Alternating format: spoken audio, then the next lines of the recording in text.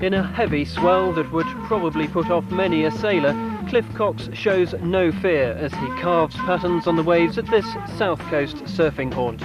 Cliff was 1997 English Masters champion and was beaten by half a point to the prestigious British title. Now he hopes moves like this spectacular 360-degree spin will bring him victory in this year's championships. Last year I had a lot of back injuries, and also two of the competitions were cancelled due to bad sponsorship and lack of waves. So this year I've been training, I'm mentally right, and I'm working on the win, as I always do.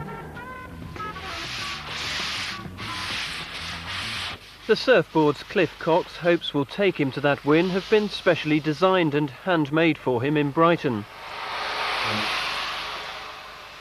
For Steve Darch, it's a painstaking, time-consuming process. It starts with a rough foam blank, which is shaped to the required design. It's covered in layers of glass fibre to give the board its strength and is laminated with a waterproof resin. But how did this Brighton lad learn his craft? Well, I've travelled a lot, I've been all over the world. I've lived in the West Country for a long time. It's been a bit of passion of mine for a long time. And I think with a lot of commitment and a lot of perseverance, I finally got it right, and I think it's very important to me seeing people surfing well in the water. Shaper and surfer work closely together to come up with the right design. Cliff and Steve regularly surf together to fine-tune the boards. These give you more flow and speed, and they're very loose, which enables you to do 360s, backhand 360s and reverses very, very easily, which then you can take onto a bigger board and bigger waves. Steve Darch now has a team of sponsored riders who compete around the UK, among them Mark Morgan.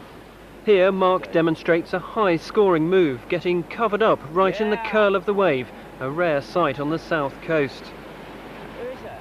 Good waves are in short supply down here, so how does Cliff Cox keep in championship shape? Well, I start about usually 2 or 3 months before the competition. Lots of sit-ups, lots of press-ups, 40 of each a day. Obviously I do heats in the water with my 2 best friends, Mark Morgan and Luke Palmer. One's about 26 and one's 19, so obviously they're younger guys. They push me really hard, which keeps me on my toes. Perhaps surprisingly, there's a long history of surfing in Brighton and along the south coast. This cine film was shot by Brighton Surfers in the mid-1960s. The style and the surfboards have changed dramatically in the last 4 decades. The boards I used to use in the 1960s were much different. This one's 9 feet 4 inches long and weighs nearly 35 pounds. So let's go and give it a try.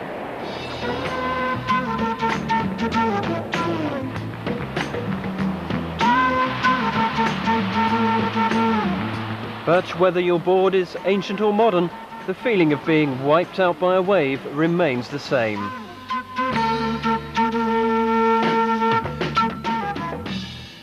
The passion in surfing certainly hasn't changed today, as Cliff Cox shows. He's a dedicated, determined amateur.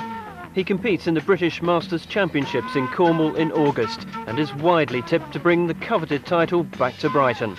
Peter Robinson for Meridian Tonight.